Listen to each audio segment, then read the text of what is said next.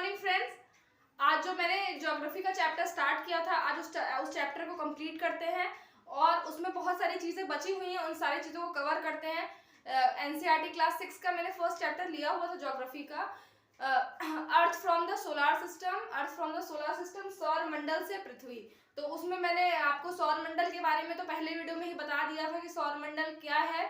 सौर मंडल एक वो एरिया है, आकाश का एक वो एरिया है, या पूरा जो ब्रह्मांड तो हमारा बहुत बड़ा होता है, तो उसमें से सौर मंडल जो आपका होता है, जहाँ पे सूरज होता है, जहाँ पे आपके ये सारे 8 प्लैनेट्स होते हैं जो सूरज के चारों ओर चक्कर लगाते हैं, और जो आपके एस्ट्रॉइड्स होते हैं, मेटेरॉइड्स होते हैं, जो सारे सूरज के आसपास, जो सूरज के चारों ओर चक्कर लगाते हैं, वो सारे आते हैं। इसका मतलब सोलार सिस्टम से आप एक चीज को ध्यान रखिएगा, सोलार सिस्टम मतलब सन आएगा उसमें, और उसके चारों तरफ जो भी प्लैनेट्स या एस्ट्रॉइड्स या मेटेरॉइड, जिसे हम कहते हैं उल्का पिंड, क्षुद्र ग्रह वगैरह, जो भी चक्कर लगाते हैं वो सारे सोलार सिस्टम में आते हैं। आज हम पढ़ने वाले हैं नक्षत्र मंडल के बारे में। नक्षत्र मंडल में ही आपका अर्सा मेजर आएगा, और हमने कल सन मून के बारे में थोड़ा बहुत पढ़ा था। आज उनका डिफरेंशिएट करेंगे कि कैसे उनकी जो प्रॉपर्टीज हैं वो चेंज होती हैं।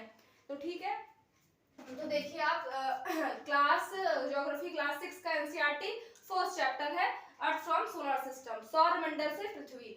तो आप जैसे कि मैंने कल भी आपको एक बार बताया था कि जो कॉन्स्टलेशन है आपका, जो कॉन्स्टलेशन है जिसे हम कहते हैं नक्षत्र मंडल, जो कॉन्स्टलेशन है जिसे हम कहते हैं नक्षत्र मंडल, इसी को हम क्या बोलते हैं? तो इसी को हम बोलते हैं आपके नक्षत्र मंडल, इसको हम नक्षत्र मंडल बोलते हैं। ये क्या होता है?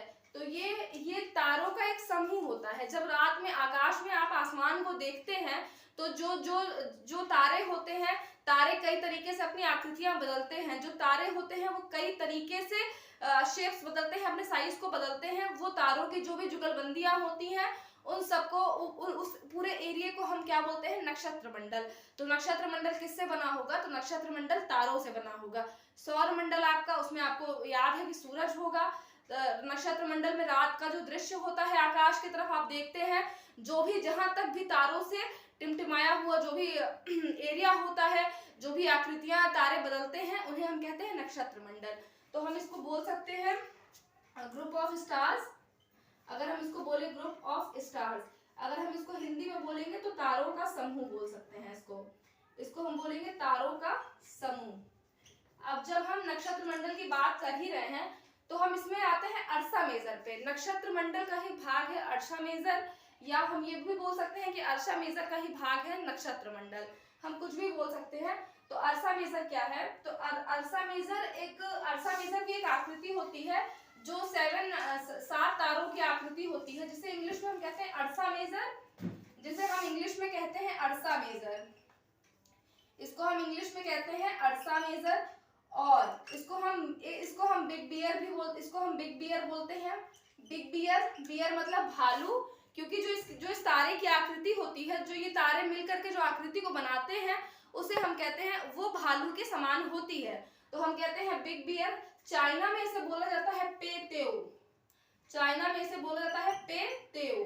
ये इसको बोला जाता है, चाइना में इसको बोला जाता है पेतेओ, और अमेरिका और कनाडा में इसे बोला जाता है बिग डिपर। अमेरिका और कनाडा में इसको बोला जाता है बिग डिपर। ठीक है, तो ये हो गया। अब इससे आपको क्या समझ में आया? अब ये जो आकृति बनाए जो तारे जो अपनी आकृति को बनाते हैं, वो कुछ इस प्रकार से होता है। जैसे ये एक तारा हो गया, यहाँ पे एक तारा हो गया, यहाँ पे एक तारा हो गया, और फिर ये तारे एक आकृति का 1 2 3 और 4, ये इस तरीके से कुछ आकृति का ये ऐसे करके कुछ शेप बनाते हैं। इस तरीके से कुछ शेप बनाए, इस तरीके से 7 तारों का ये समूह होता है।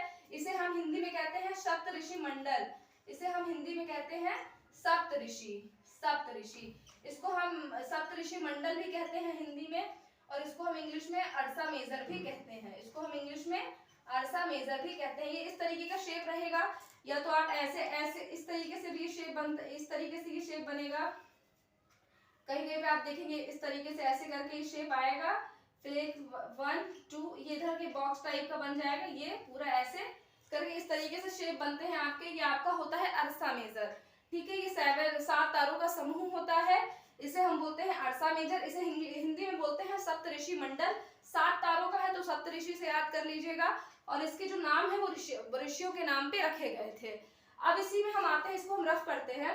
जैसे कि हम अर्सा मेजर पे आए हैं, तो हम आते हैं अर्सा मेजर के बाद कि हमने कल पढ़ा था पोल स्टार के बारे में, ध्रुव तारा जो होता है वो हमारा, तो वो हमने बताया था आपको कि जो ध्रुव तारा होता है वो नॉर्थ में दिखता है। आप सबको याद होगा कि जो ध्रुव तारा होता है वो नॉर्थ में दिखता है, कहीं पे भी नॉर्थ में वो दिखता है, और वो बड़ा होता है तो इजीली हम उसे पृथ्वी से कहीं से भी देख सकते हैं। तो जब मैंने आपको बताया अर्सा मेजर के बारे में, मैंने बताया इसकी आकृति जो है वो कुछ इस तरीके से इसकी आकृतियां होती हैं, ऐसे करके इसकी कुछ इस तरीके से आप आकृति देखेंगे तो ये क्या ऐसे करके कुछ इस तरीके से इसकी जो आकृति बनती है सब इसकी अर्सा मेजर की। तो जो ध्रुव तारा होता है वो आपको ये जो यहाँ पे जो आप लास्ट वाला जो तारा होता है यही के यहाँ पे आप देखेंगे इस जगह पे नॉर्थ की दिशा में, यहाँ बोर्ड पे इस पे तो नहीं समझ में आ रहा, बट जब नॉर्थ की दिशा में इसी के आप सीधे सीक्वेंस में आएंगे तो यहीं पे आपको पोल स्टार दिखेगा, जिसे हम कहते हैं ध्रुव तारा। यहीं पे आपको पोल स्टार जो है वो आपका दिखेगा, जिसे हम बोलते हैं ध्रुव तारा।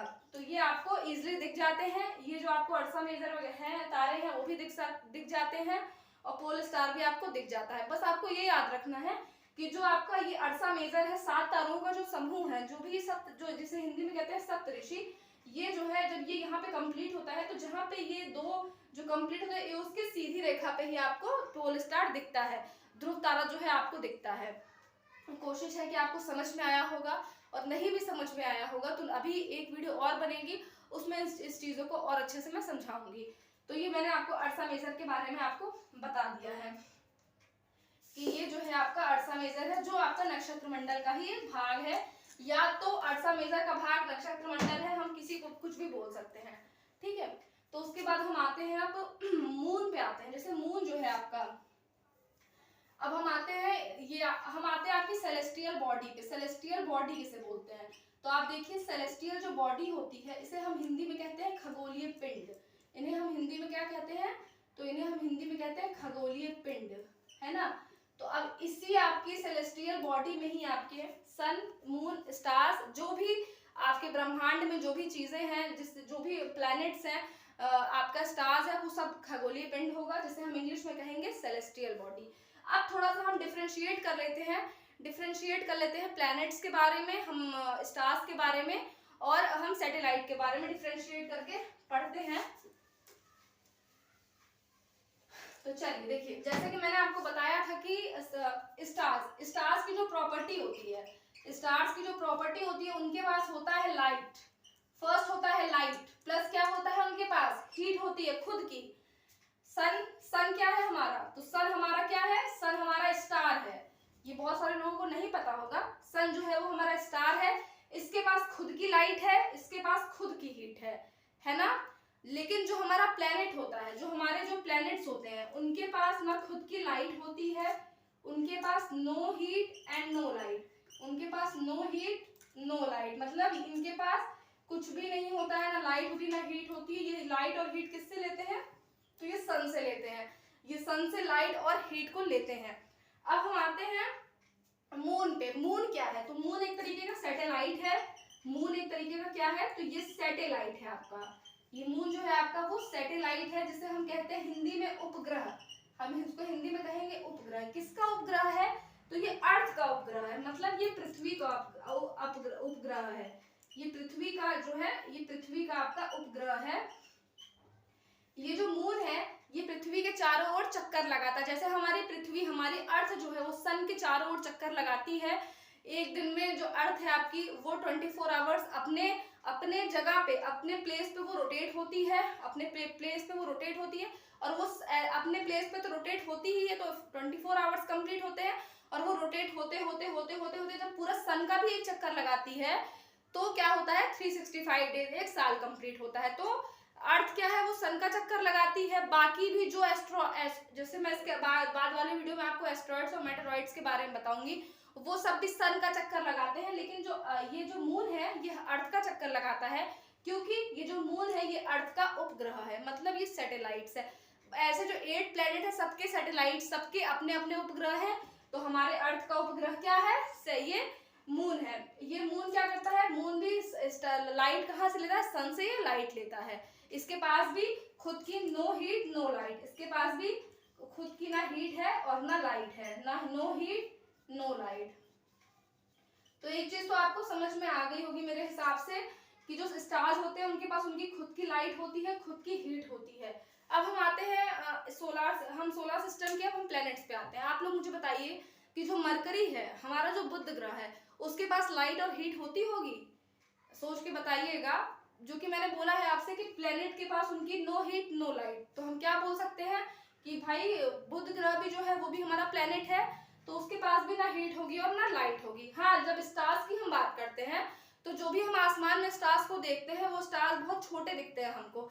सूरज क्या है? हमसे थोड़ा पास, सन जो है हमारा हमारे पृथ्वी से पास में है, इसलिए वो बड़ा दिखता है। और जो लेकिन है ये भी तारा, सन भी क्या है? स्टार्स है। इसके पास इसकी खुद की लाइट है और खुद की हीट है।